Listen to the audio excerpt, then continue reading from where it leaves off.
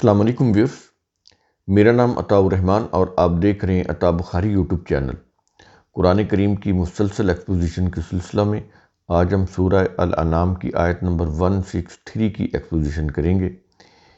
پچھلی آیت میں رسول سے خطاب کر کے کہا گیا کہ اے رسول کہہ دے، بلا شبہ میری صلاۃ یعنی میرے تمام فرائض، ان فرائض کی ادائیگی کے لیے میرے طور طریقے، میرا جینا مرنا سب اللہ کی اطاعت کے لیے وقف ہے، جو تمام جہانوں کا رب ہے۔ اللہ جو ہے یہ تمام جہانوں کا رب ہے، تو اس کے لیے وقف ہے۔ یہ پچھلی آیت میں رسول کی زبانی یہ کہلوایا گیا۔ اس کے بعد آج کی جو آیت ہے سورہ الانعام آیت نمبر 163، الفاظ ہیں لا شریک لہو، اس اللہ کا کوئی شریک نہیں۔ اس کے بعد کیا یہ رہا ہے کہ وَبِذَالِکَ أُمِرْتُ، اسی بات کا مجھے حکم دیا گیا ہے کہ کسی کو اس کا شریک نہ بناؤ۔ پیچھے سے جو خطاب ہے وہ رسول سے ہے، اور وہی خطاب اس آیت کے اندر بھی چلا آ رہا ہے۔ اب رسول کی زبانی یہاں پر جو بھی بات ہو رہی ہے نا، وہ یہ ہے کہ اس اللہ کا کوئی شریک نہیں، اور رسول کی زبانی کہا جا رہا ہے کہ اسی بات کا مجھے حکم دیا گیا ہے کہ کسی کو اس کا شریک نہ بناؤ۔ اور آیت کے آخر میں کہا یہ جا رہا ہے وَأَنَا أَوَّلُ الْمُسْلِمِينَ، اور سب سے پہلے اللہ کا فرما بردار تو میں خود ہوں۔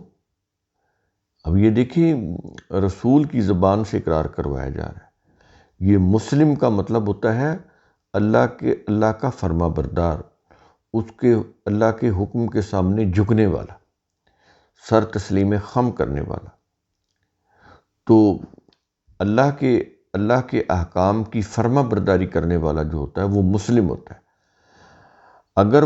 اگر کوئی شخص مسلم کہلا رہا ہے لیکن وہ اللہ کی احکام کی فرما برداری نہیں کر رہا، تو وہ اس کا زبانی دعویٰ ہے کہ میں مسلم ہوں، لیکن اللہ کے معیار کے مطابق وہ مسلم نہیں ہے۔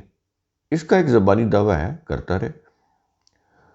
تو مسلم ہونے کے لیے ضروری ہے کہ اللہ کے احکام کا فرما بردار ہو، تب وہ صحیح معنوں میں مسلم ہوگا۔ یہاں پر یہ جو کہا گیا ہے نا کہ اللہ کا کوئی شریک نہیں، اس سے کیا مراد ہے؟ ایک تو ایک عام معنی ہے نا کہ اللہ کے مقابلے میں کوئی اور خدا نہیں، لیکن اس کے اندر بہت چیزیں ہیں جو سمجھنے والی۔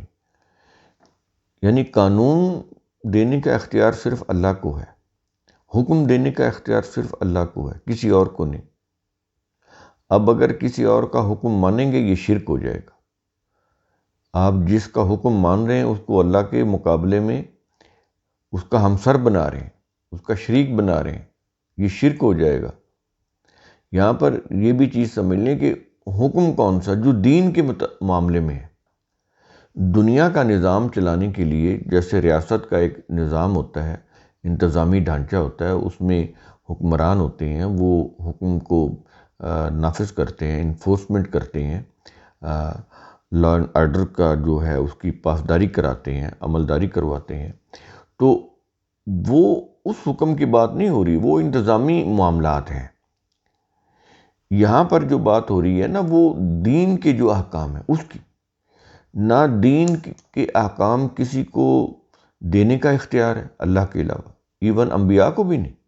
انبیاء نے بھی وہی جو کتاب اللہ کے اندر احکام دیے گئے تھے انہی احکام کے اوپر لوگوں کو چلایا، وہی احکام لوگوں کو بتائے۔ اپنے کو ذاتی حکم نہیں چلایا کسی بھی نبی نے، یہ چیز ذہن میں رکھی۔ کسی نبی نے کسی سے اپنی ذاتی اطاعت نہیں کروائی، کسی نبی نے اپنا کوئی ذاتی حکم نہیں منوایا۔ اور قرآن نے اس کے اوپر بڑی واضح بات کی ہے کہ کسی نبی کے لیے یہ لائق نہیں ہے کہ وہ لوگوں کو کہے کہ تم میرے بندے بن جاؤ، میرے ذاتی اطاعت گزار بن جاؤ۔ ایسا نہیں ہے، اور یہ کام کسی نبی نے نہیں کیا۔